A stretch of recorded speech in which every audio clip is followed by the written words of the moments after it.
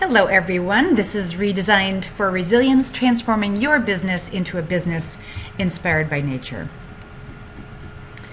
So you've got done with your discover and abstract phase, and now we're diving into emulate, probably the second most exciting phase after discover. This is when you actually get to design or redesign your business. Okay, so in the process of the Biomimicry design spiral, again, we'll step you through it. Some of you are taking a long time to step through it, so it's nice to review.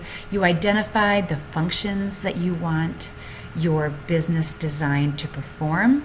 You translated those functions into biological terms, and then you dove into nature, into the literature. You went to zoos. You went for walks to discover nature strategies for performing the functions that you want your design to perform. And in the last step, you tried to back translate or abstract how those strategies or models in nature actually work. How do they actually perform the functions that you're trying to perform? And you translated those back into business language. Okay, so now you have a whole set of strategies that you can apply now that you've gotten to the emulate phase.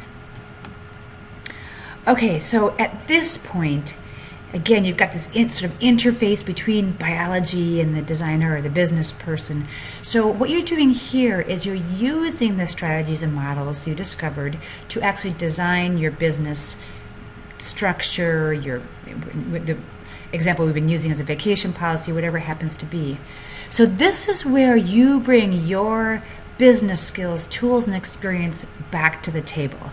Okay, so we've talked about this before, I think, but the Biomimicry design table spiral is a fantastic place for ideation to get you to this point where you can use your business skills in an entirely new way, and then you can jump back into the spiral to move on and to the evaluate stage. Okay, so we don't abandon all of our ideas and skills and experience that we've already developed. We use them in an entirely new way. So this is when you bring your business skills back to the design table. It's really fantastic at the emulate stage to co-create multiple possible positive outcomes. And I use positive outcomes instead of solutions because if you remember back in the identify stage, we were trying to stay away from talking about what we want to design and instead talk about what we want our design to do. When we focus on solutions, we're kind of focusing on what, but if you think about what is it you want your design to do, that's the positive outcome. So sometimes what you discover, and it seems to be emerging here with our example, is that maybe you don't really want to design the thing that you originally envisioned. So keep in mind positive outcomes, and that really helps to do that in a co-creative environment. When you're in the emulate phase and you're starting to put together your design, you want to ask yourself, can we meet more functions with this strategy? So a couple of things that you might have discovered when you're in the discover phase is that almost every function that's performed in nature is performed using more than one strategy. So there might be a form and a process. It might be a process and a system. Might be chemistry and morphology. So you want to look at combining different strategies to perform one function. The other side of that is that almost every strategy you see out there performs one function. That's part of being systems-based and optimizing. So if you're looking at a particular strategy that you think is really interesting, during your emulate phase, think about, can you meet another function with that strategy? And one that comes to mind is if you look at a rabbit, we all know rabbits have big ears, right? And of course, the big ears are to help hear better. And that's one strategy, but to perform that function, hearing. But those big ears also provide the functions of heating and cooling. They're like big heat exchangers. And they also do more than hear. You know how they can wiggle around or lie back in the head, just like you might see a dog or a horse do? So ears are communication, provide other communication functions. So again, when you've got a strategy, think of what other functions that it can perform. And then when you went into nature, some of us get really enthralled or inspired by one particular organism. Because if you haven't spent much time in nature, or certainly looked at it with this sort of a designer's eye or a business person's eye, it can be an overwhelmingly opening experience. And we can literally fall back in love with nature. I mean, we're biophilic anyhow. We naturally love nature.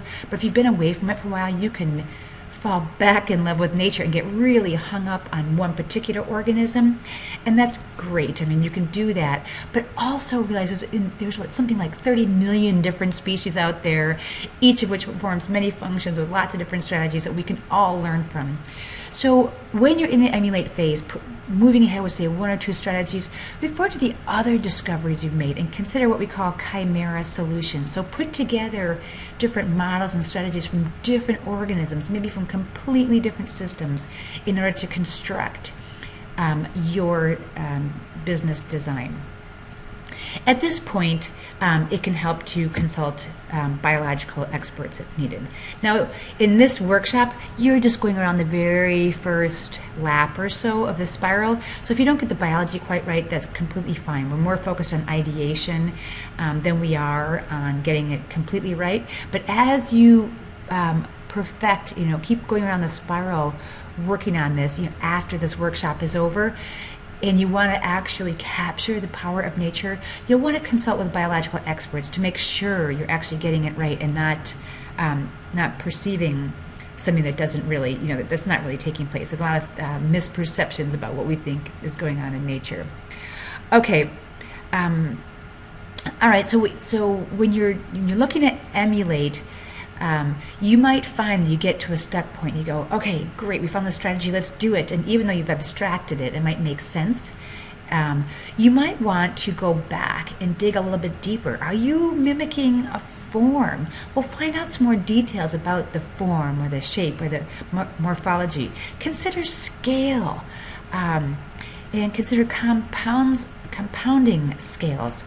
And in what context does that form actually function?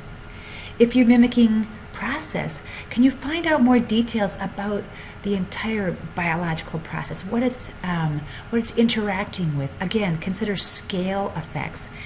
And again, consider what context the process within which that process is functioning.